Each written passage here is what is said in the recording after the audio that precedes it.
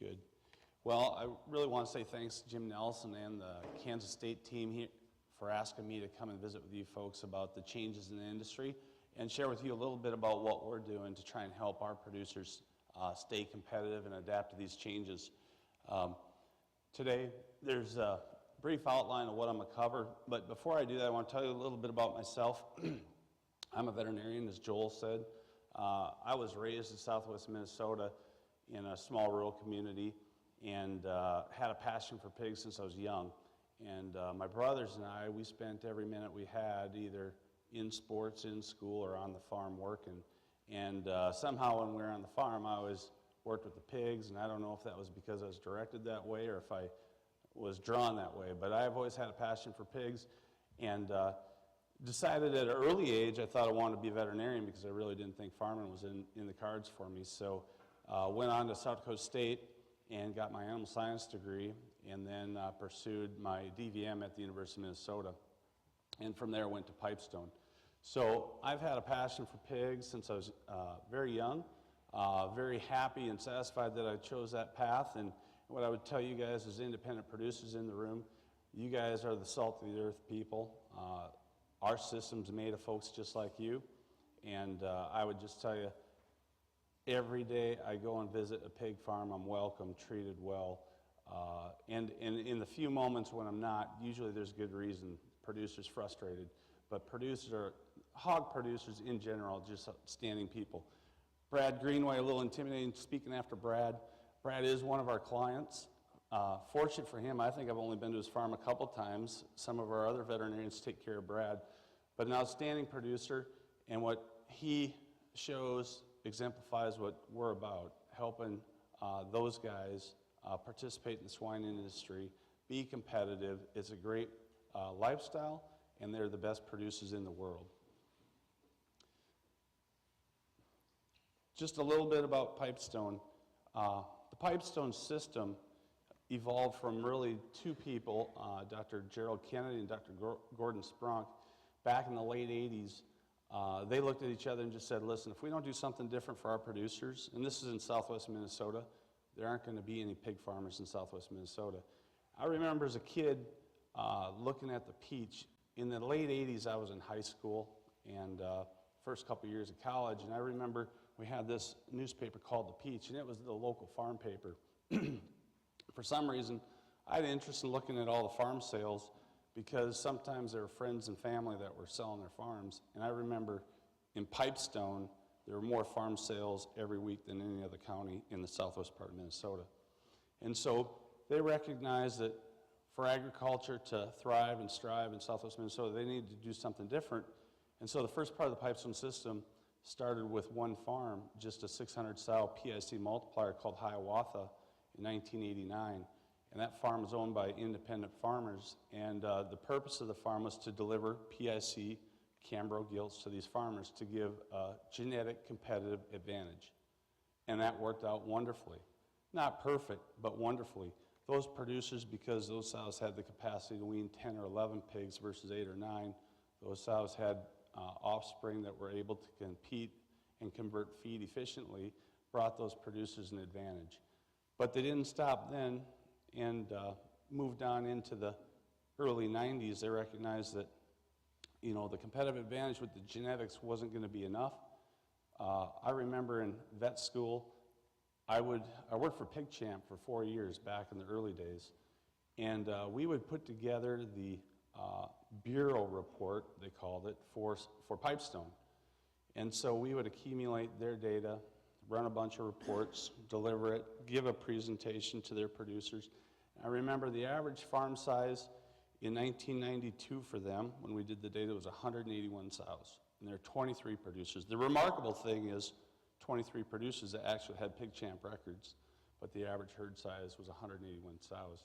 And they recognized that for them and their producers to survive again into the next generation, they were going to have to do something different.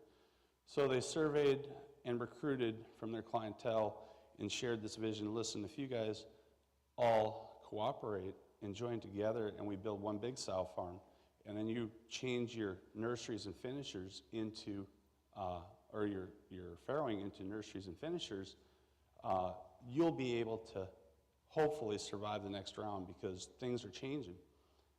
The remarkable thing is in 1993, they had enough interest to put together 3,000 sow farms, and in that day, that was huge.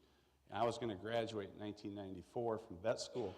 And I saw this happening, and they thought they needed help, so I was very fortunate that they identified me, chose me to go to their practice to help them start what I would call the Pipestone system, and that's where it started. It started with a couple guys trying to work for their producers, recognizing if their producers didn't survive, they weren't going to survive, and had the initiative to start something that today, I would just say, very proud, a system built of independent producers, and those people being very successful financially and in the pig business. And so that's what's morphed the Pipestone system. Started very small with an idea, a lot of drive, a lot of passion. And I tell you this, everything wasn't perfect on the way. We had some bumps for sure, but today the system's going very well. Some of our business units today, I shared with you the Pipestone system. That's what I was describing. It's a sow management company. That's not unique. One thing, in the original days, it was formed with really no voter membership votes. Kennedy was a dictator guy, and that was good to start it. So what he said went. But as the system evolved, that type of leadership wasn't going to be sustainable today. We do have boards. We do take advice from our boards. They meet at the frequency they want. And we have 350 shareholders in our system today. There's about 700 people, employees that run that system. Those employees are actually ours. And there's, after this year, there'll be 220,000 sows that we manage, owned by these farmers. The veterinary business for us has evolved too. We originally started with just one clinic in southwest Minnesota, that was Pipestone. But as our sow base grew, we needed to have office space in other locations. So today we have 3 practices and 27 veterinarians, not all swine vets, and about 150 people that support the system. And our clinics are in Minnesota and Iowa, really where our sows are at. We also have Pipestone International, and some of you may be saying, well, why the heck are you doing that, Barry? It seems like a distraction. We would just say, and we've had producers challenge us, why are you in China, Barry? They're our competitors, and we've definitely believe that our involvement there has helped and broaden our awareness, brought opportunities that we bring back to our producers, and ultimately, we think they'll share in some of our activities there.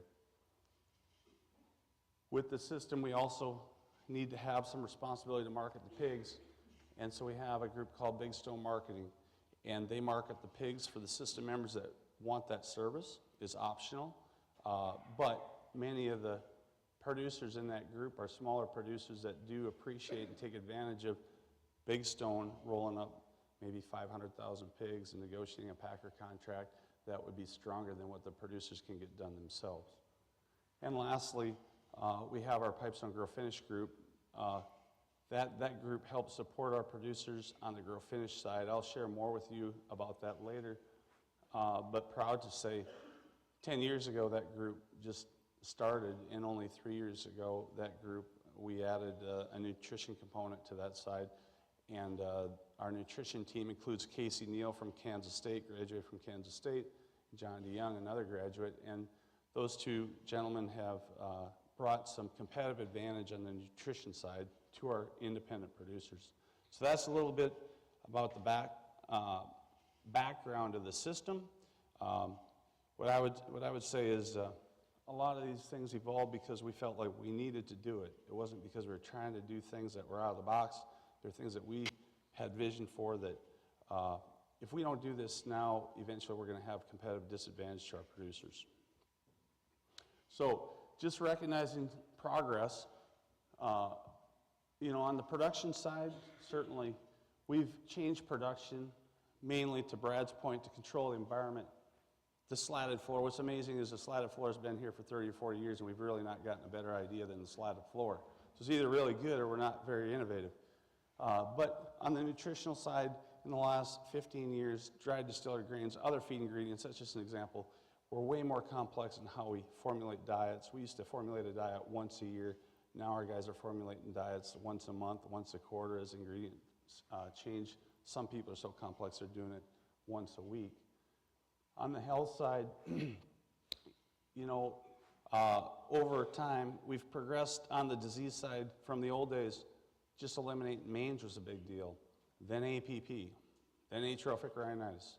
Now today, all those diseases are completely gone from the system, and many systems, not all, but many. And we've moved on to multi-site production. Multi-site production originally started with just all in, all out by a room. Then it was all in, all out by a barn. Now we're trying to capture the value of all in, all out by site. Vaccinations, especially with the antibiotic pressure today, more and more pressure for effective vaccinations.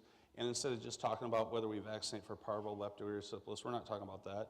We're talking about modified live vaccines, when to give them, what's the best timing.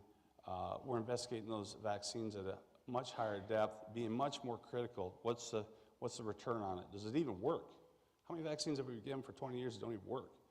And so definitely changes there, and I'll share a little more later on that. And then today, and again, disease elimination programs, we used to talk about the old diseases.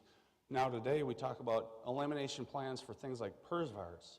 You know, I can tell you, if a sow farm gets PRRS, we can eliminate PRRS successfully 8 out of 10 times. We fail sometimes. In 240 days, we can eliminate it 8 out of 10 times. That's our data set. Mycoplasma, more complicated for us, but we can eliminate it. It's just more challenging. And other things way more complicated are things like influenza. But disease elimination to raise hogs with less antibiotics is getting more and more focus and will continue to in the future.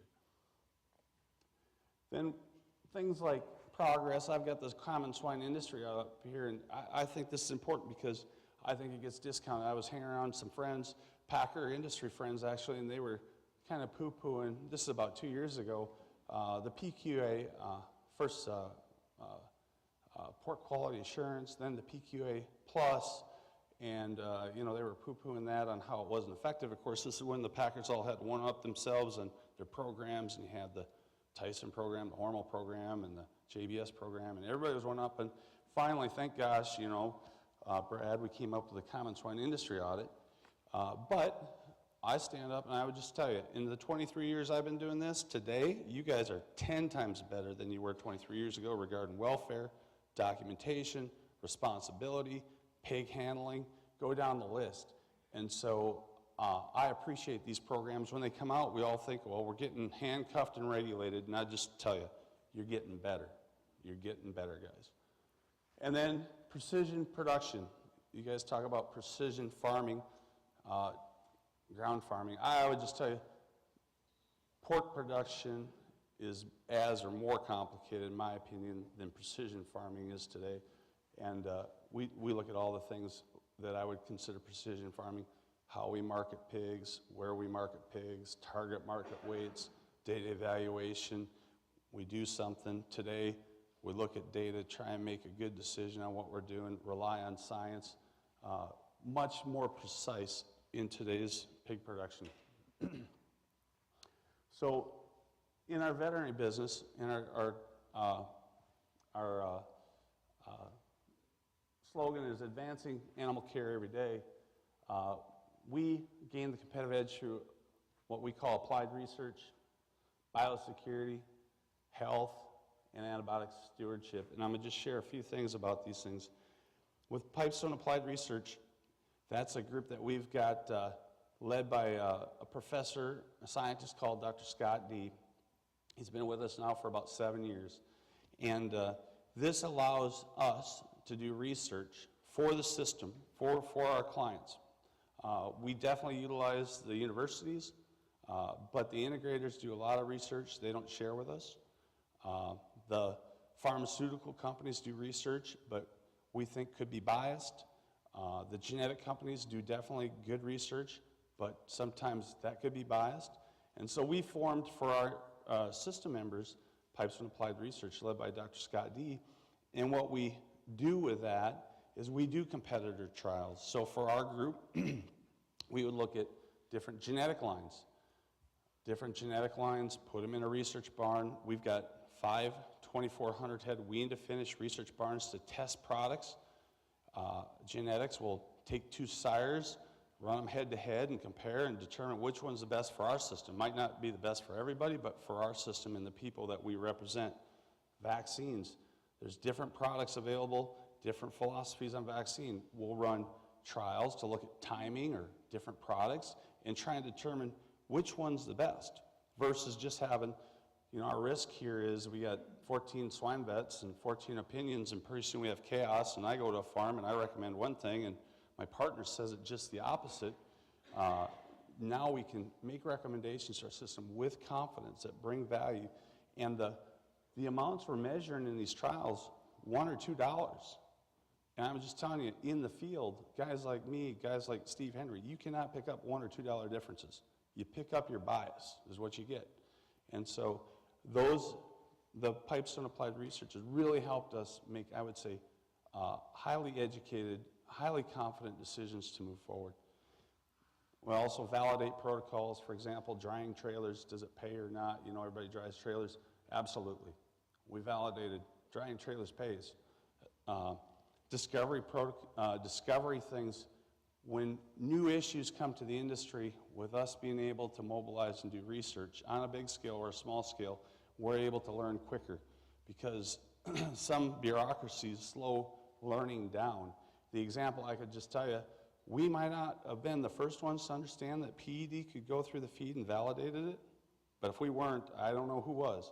And that was because we identified a problem. We had something very close to home. We had suspicions. We put out the resources, and within 30 days, we knew scientifically, conclusively, that it was definitely possible.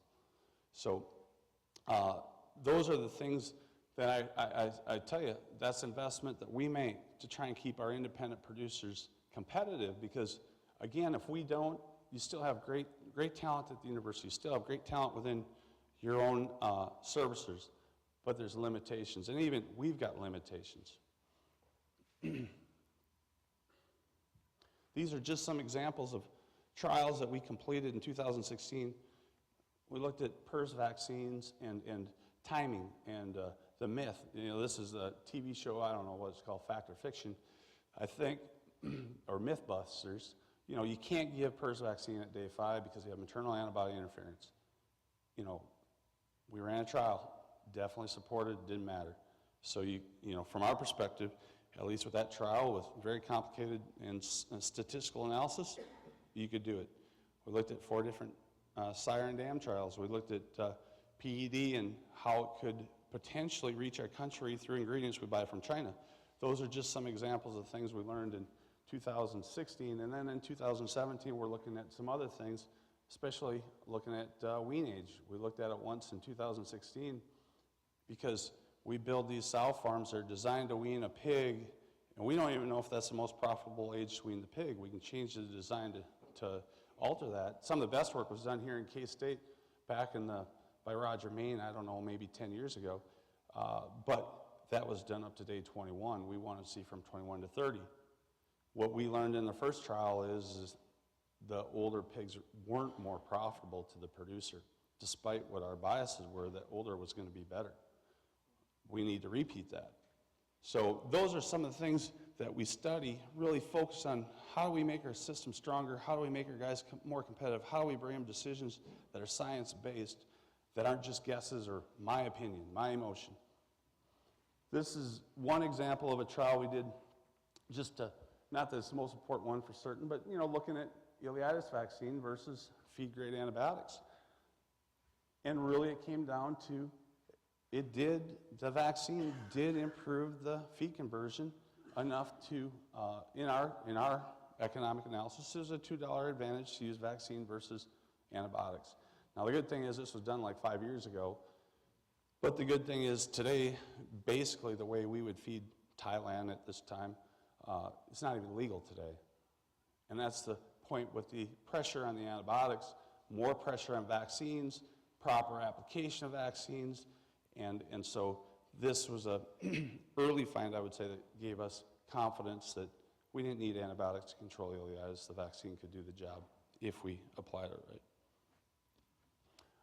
On biosecurity, this for our company and the industry, right, it's been a huge area of focus, was prior to PED, in 2013 when PED was introduced became even a higher level of interest. And what I would say is commend the industry and what a great job you guys have done. In 2013, when PED was introduced to the country, 60%, at least of the database we watched, of the industry's herd was infected with PED, the sow herd level. And we can say, well, you guys are horrible at biosecurity. Well, genetic companies had 50% of their herds infected, and they're supposed to be the best. And so in 2013, you have that rate. In 2014-15, that season, it goes down to 14%, and now this year we're at 1 or 2%. And I don't believe that the disease has magically left the country.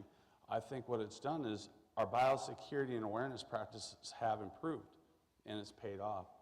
And so things that we study on biosecurity is just downtime, disinfection, quarantine and release of animals. How long do we need to quarantine them? How good are the tests today? You know, we have oral fluid testing today that's really helped us improve managing, in my opinion, isolation. We can have a higher level of confidence with shorter duration isolation because of testing. And then the one I want to talk about here, I'll elaborate a little more on biosecurity, is air filtration. And I think here in Kansas, you guys probably are spread out enough, this is not a big deal to you. But I can tell you, where I'm from, in southwest Minnesota and north central Iowa, if we didn't have filtration for a lot of our farms, we'd have to close those farms, turn them into nurseries and finishers. And so Pipestone, we've got an interest in filtration for sure, and we have that for the survival of our producers. We built farms 20 years ago that had isolation setbacks from other farms by 2, 3, 4 miles, were viewed as good sites, at least with what we knew at the time. As time passed, the industry matured, farms came within a mile. We've got producers that will lay down 4,000 or 8,000 head of finishing a half a mile from a sow farm. And so our farms that once we thought had good isolation, now we're getting infected with PRRS more than once a year. And that's the virus we actually sequenced.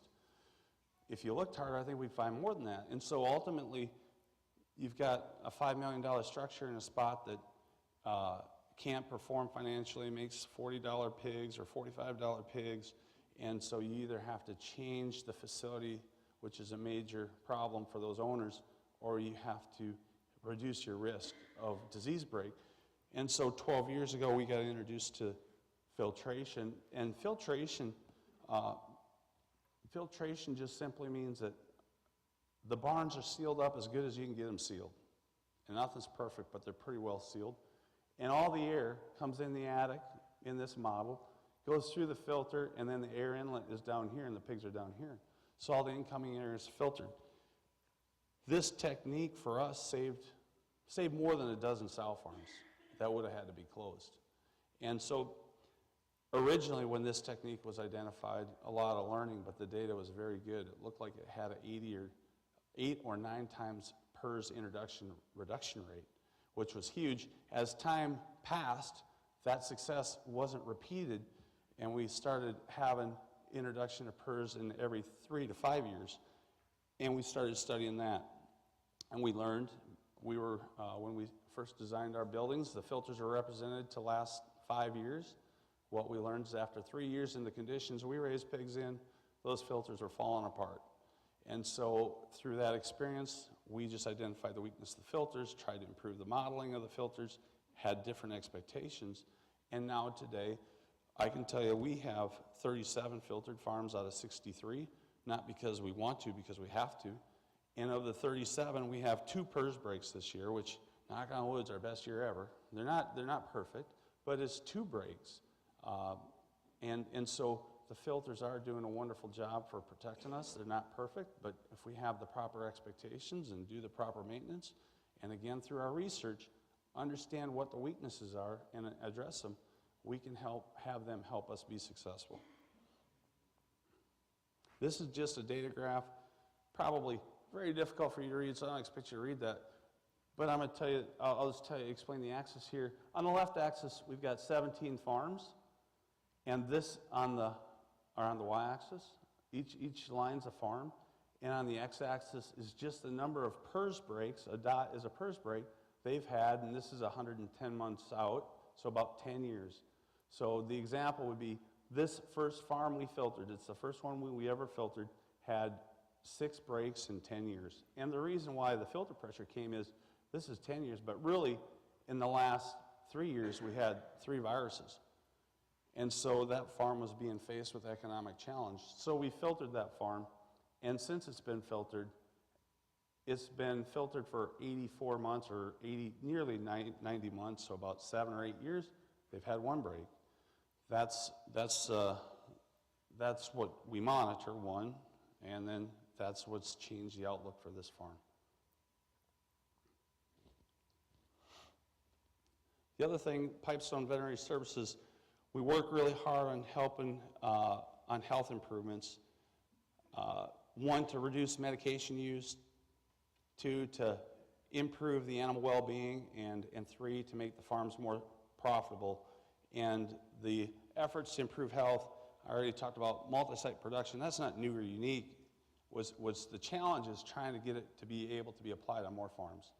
And that's one of the things I like working with is producers that they have a farm, it's their farm, they got 5,000 or 6,000 pigs on the site. What I really encourage them to do is when you expand, let's think about expanding off-site. Let's try and get to a model or a sow farm that allows you to go all in, all out by site and capture that value. And then the health of the breeding stock.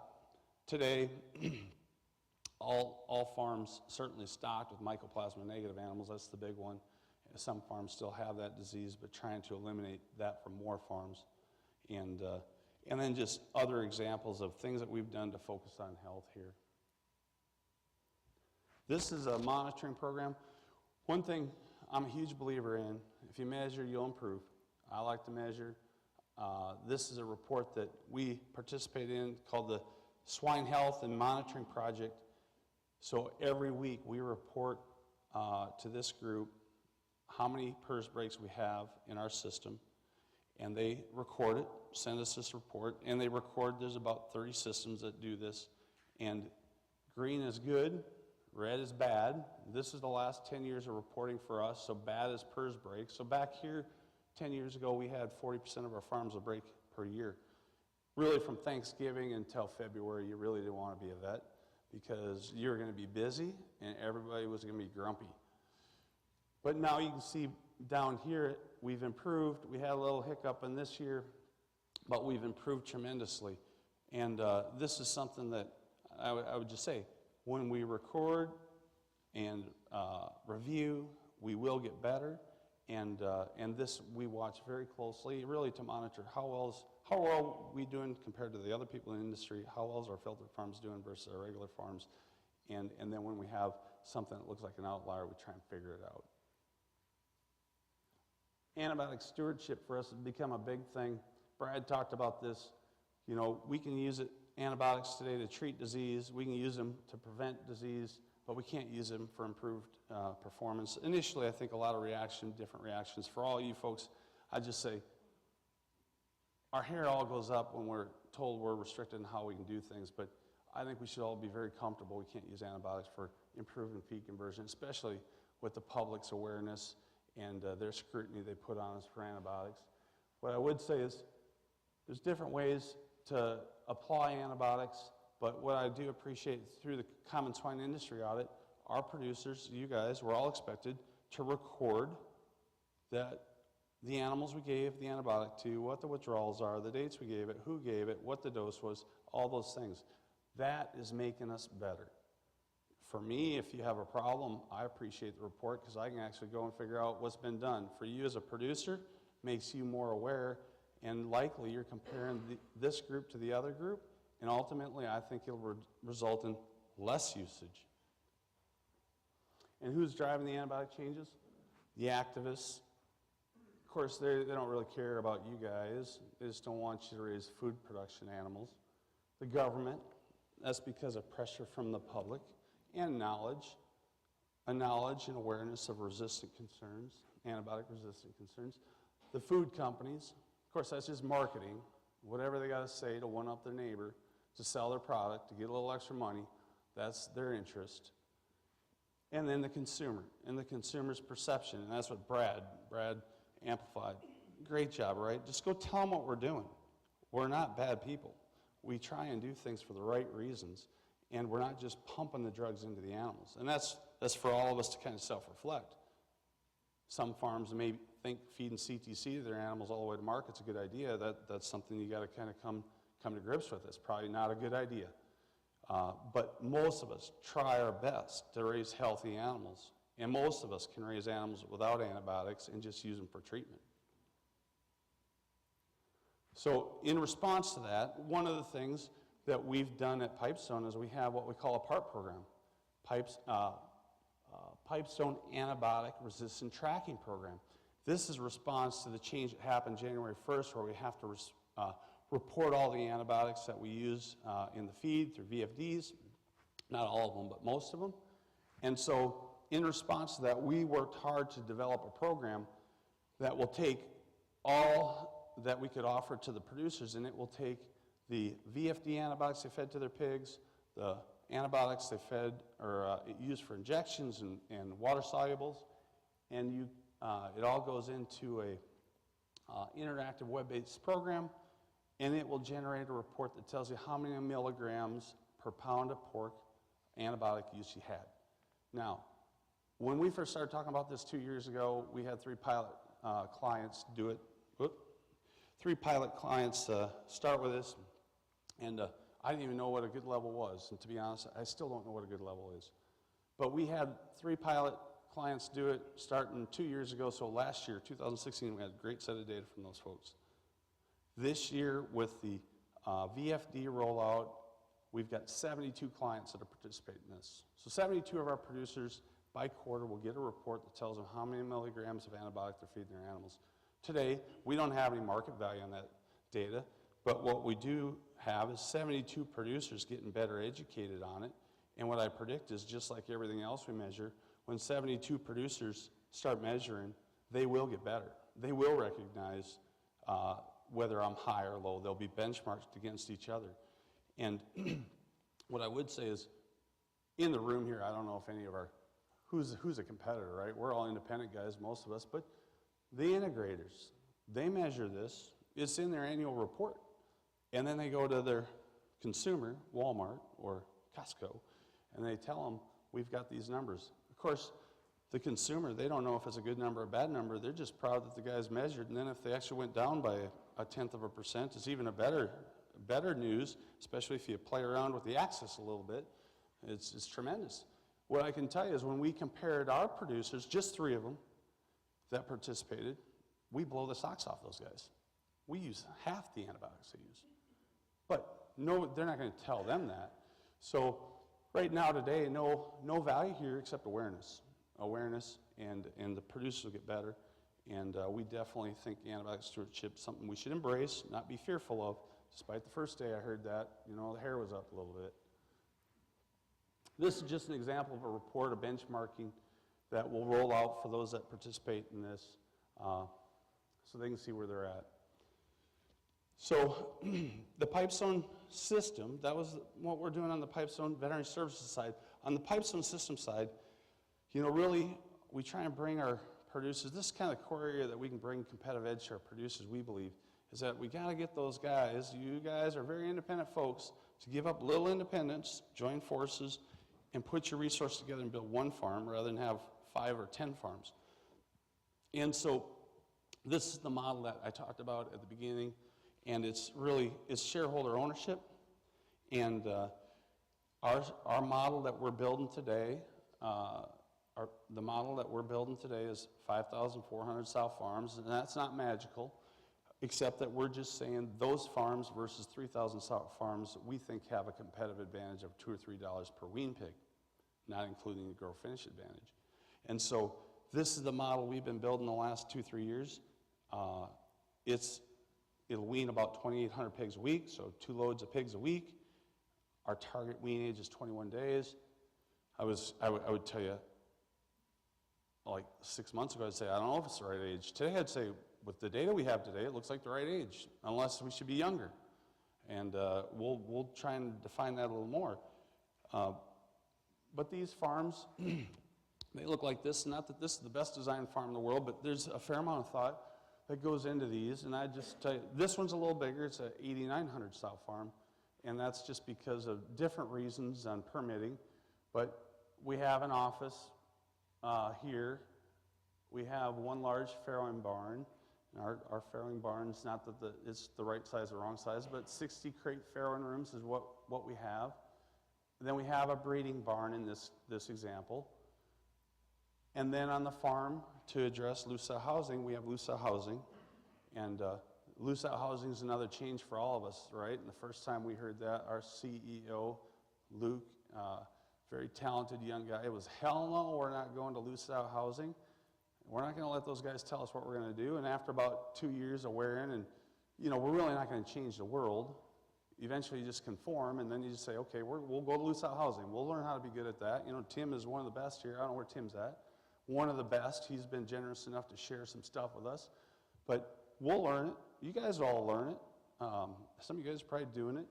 But today we'll have loose-out housing in this whole barn, and that'll be our model.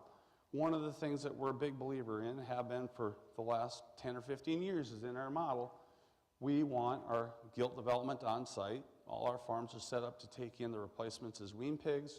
We do grow them on site. We grow them on site so that we have control.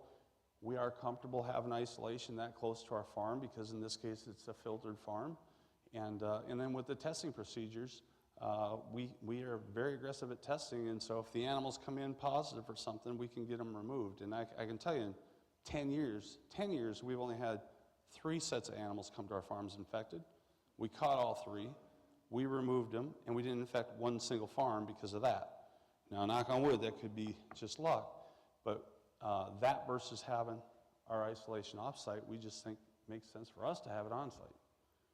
So that's our basic farm design, and then of course with compost, we dispose of all our animals through compost, and 15 years ago we had 0 compost. And now today, I'd just say for us, a very easy decision. We've done incinerators, of course rendering, high risk, but we compost the dead animals. So that's a typical system farm today. And the value, why such a big farm, or why the size? The value is a guy can have a 2,400 head wean to finish barn like Brad, and we can bring 2 semi-loads of pigs and have them full in 2 days.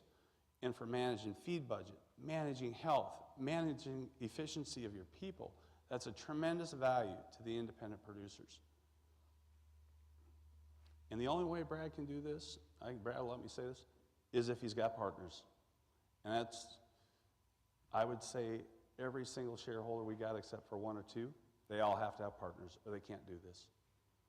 So that's the one piece that people got to give away. So this is just an example of production, and I'm not putting this here because we've got the best production. I'm just saying this is where we're at. Our whole system this year did 28.1, and their system's better than us, and I know that. This is a little piece here where you see we didn't see improvement, and I tell you, the reason we didn't see improvement here is a semen issue that we had in our system. I think probably some of you out there did too with an extender back there in 2013.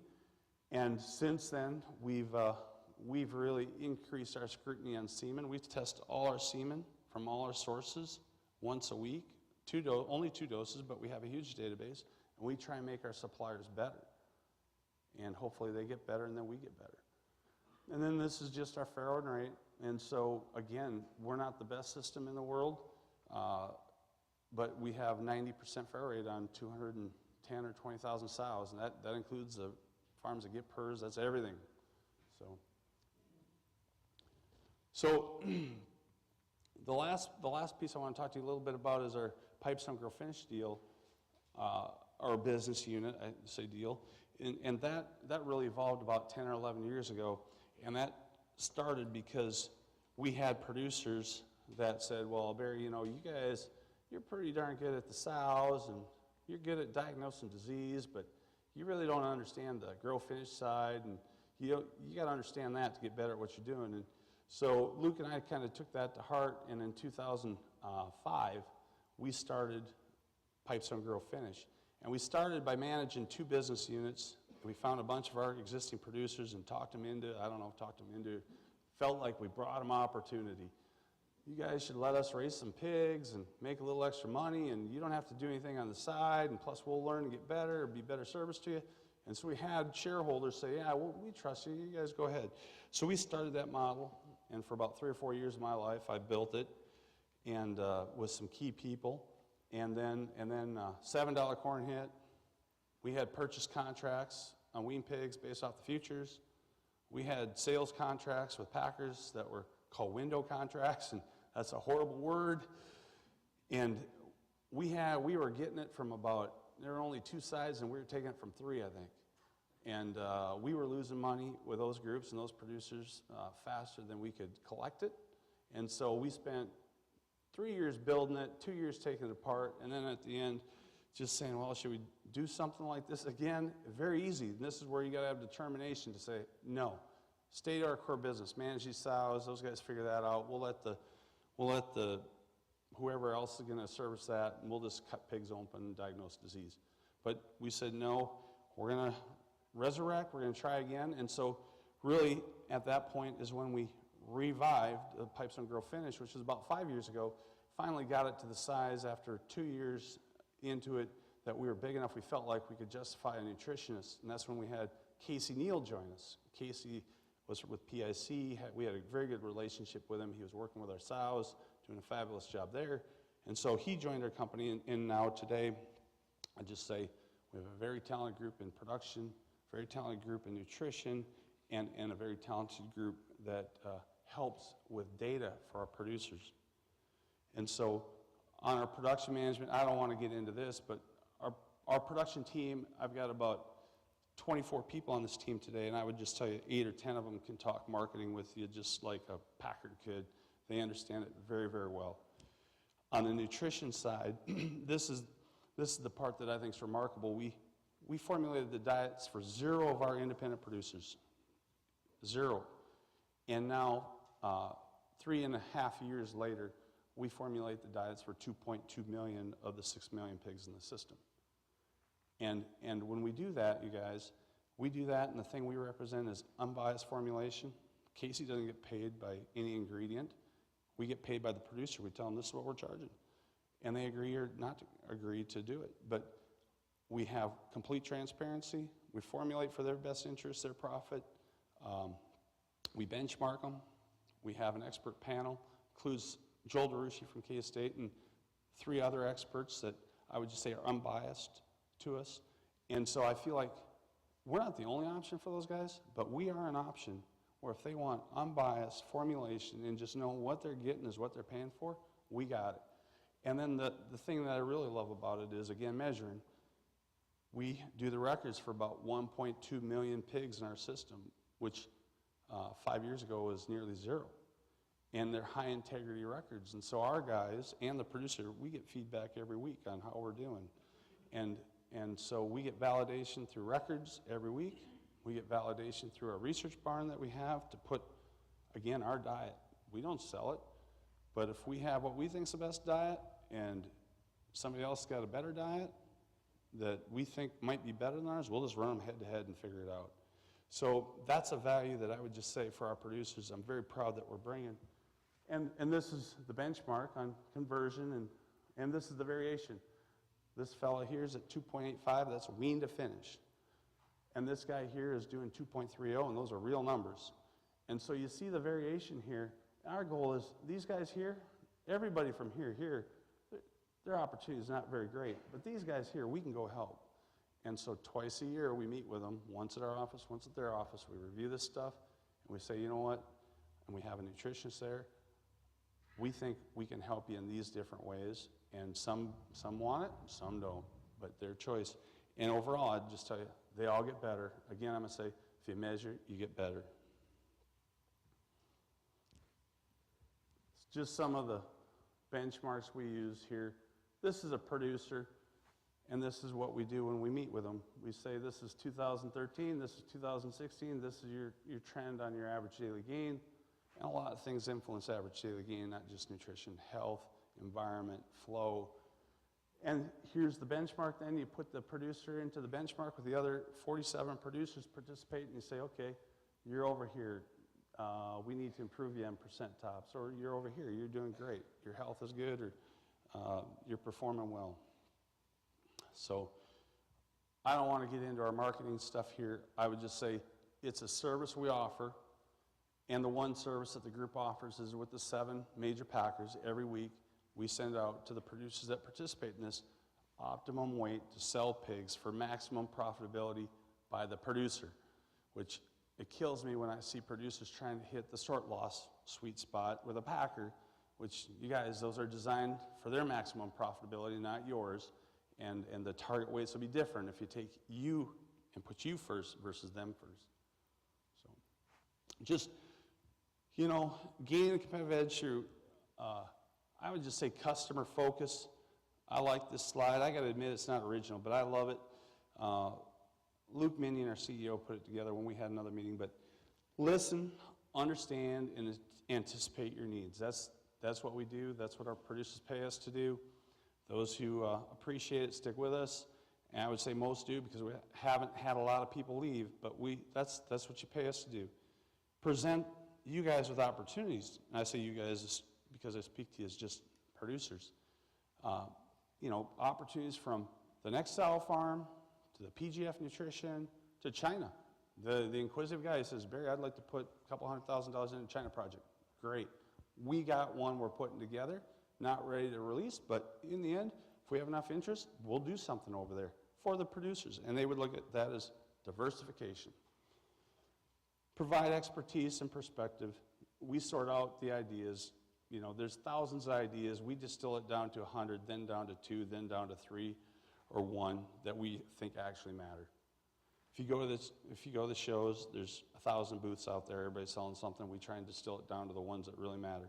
Show appreciation to our customers or shareholders for sure. Try and give more than they expect, and know how and when to apologize. And by that I mean there's times when you guys set your pride aside. We screw up sometimes. You got to bite the bullet, say, you know what, we're wrong.